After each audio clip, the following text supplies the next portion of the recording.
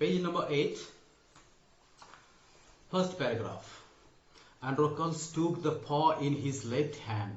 Deftly he pulled out the thorn, then tearing a piece of his own clothing, the kind man bound up the lion's injured paw. To his surprise and wonder, the lion then licked his arm as if to show gratitude. New verse. Deftly means skillfully and quickly. अतिशय कौशल्याने, चतुराईने. Pulled out Pulled out बाहेर काढला, म्हणजे बाहेर thorn काढला. काटा, Thorn म्हणजे gratitude काटा. कृतज्ञता. ग्रॅटिट्यूड म्हणजे कृतज्ञता. अँड्रोक्लीजने अतिशय चतुराईने त्याच्या पंजाच्या बोटातील काटा अलगदपणे बाहेर काढला आणि आपल्या जवळील कापड फाडून त्याने सिंहाचा जखमी पंजा बांधला. सिंहाने प्रेमाने कृतज्ञता व्यक्त करत त्याच्या बाहूला चाटायला सुरुवात केली. Second paragraph. Androcles remained with a lion till it could walk again. He would hunt in the forest and shared his food with the helpless beast. Every day he would clean and dress the lion's wound. Soon the lion was able to move about. Many times it followed Androcles wherever he went. New words. Remains means to stay. राहणे, थांबणे.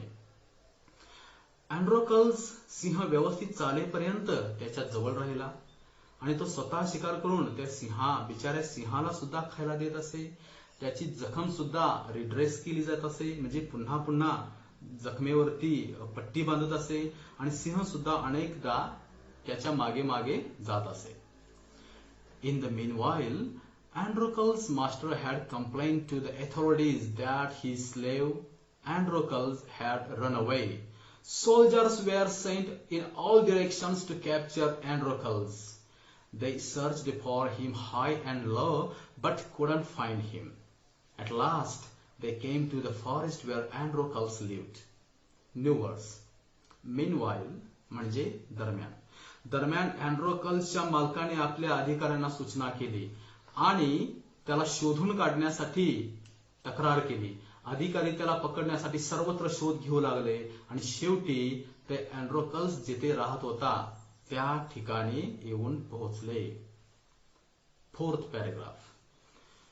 It so happened that Androcles had gone out alone that day while the lion rested near the cave.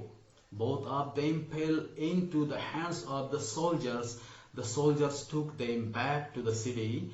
They put Androcles in chains in the prison and the lion was caged.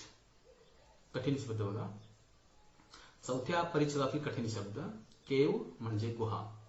आणि मग त्या दिवशी Androcles बाहेर गेला होता आणि सिंह गुहेजवळ विश्रांती करत होता.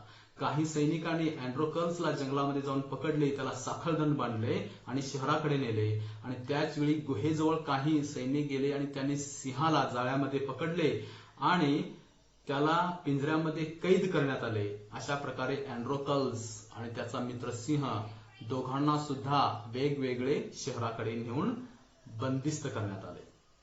पाचवा परिच्छेद. In those days, people who were found to be guilty of a serious crime were fed to wild beasts as punishment. Running away from one's master was a very serious crime at that time. Therefore, Androcles too was to be thrown to wild beasts. पूर्वीच्या काळी गुन्हा करणारा जर व्यक्ती असेल आणि गंभीर गुन्हा करणारा जर असेल तर त्याला भयानक प्राण्यांच्या समोर ठेवलं जात असे आणि मालकाच्या तावडीतून पळून जाणे हा एक भयंकर गुन्हा मानला जात होता. त्यामुळे अँड्रोकल्सला सुद्धा भयंकर प्राण्याच्या समोर ठेवण्यात येणार होते. त्याला अशा प्रकारची शिक्षा करण्यात येणार होती. Page number 9. On the appointed day, the emperor arrived at the circus and took his place. The crowd cheered loudly. The trumpeters blew the trumpet and Androcles was brought into the arena. His chains were unbound. He felt weak and dismayed. He was certain that this was the last day of his life. पहिला परिच्छेद 9व्या पानावरील. New words.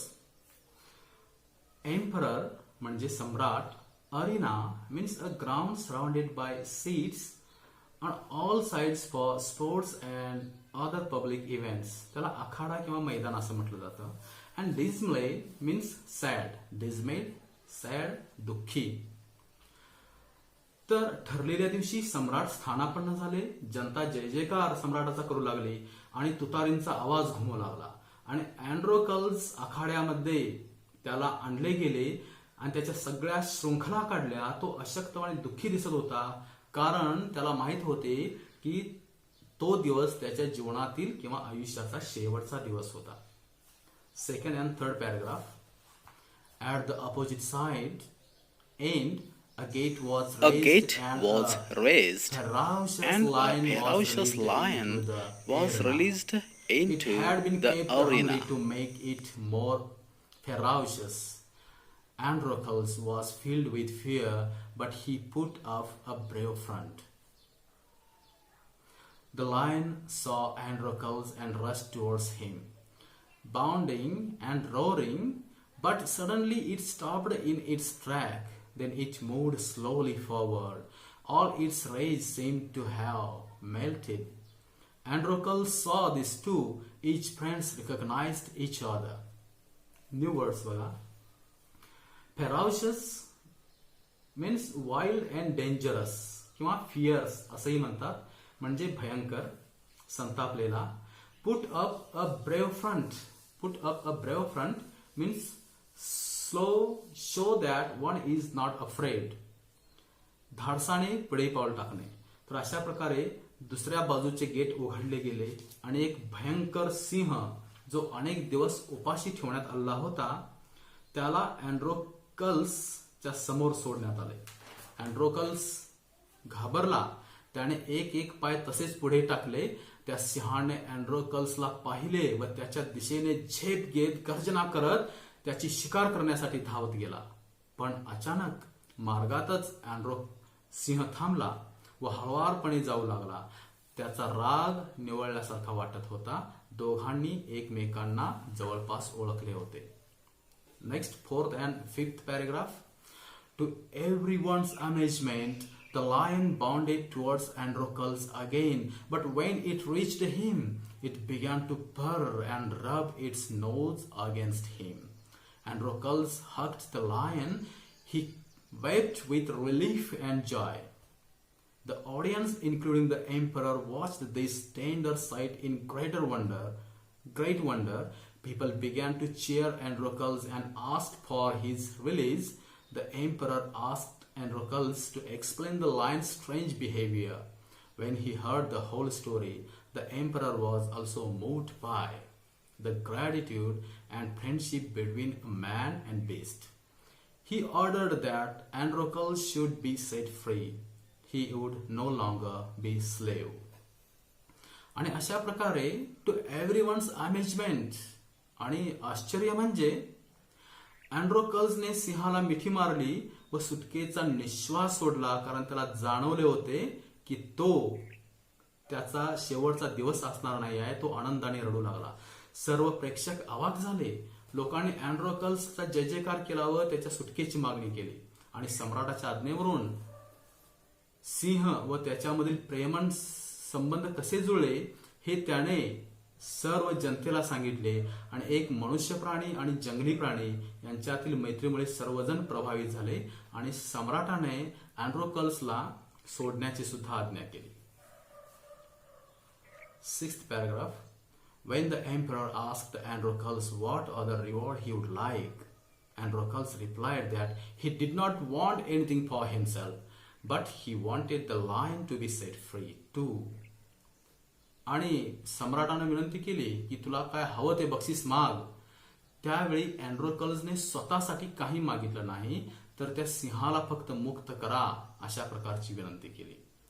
The two friends went back to the forest to live a free life. आणि अशा पद्धतीनं दोघे मित्र अगदी आनंदाने मुक्त जीवन जगण्यासाठी जंगलामध्ये निघून गेले. This is the end of the story named Androcles and the Lion. Okay, that is enough for today. Remaining part of the story we are going to study on the next period. Thank you. See you.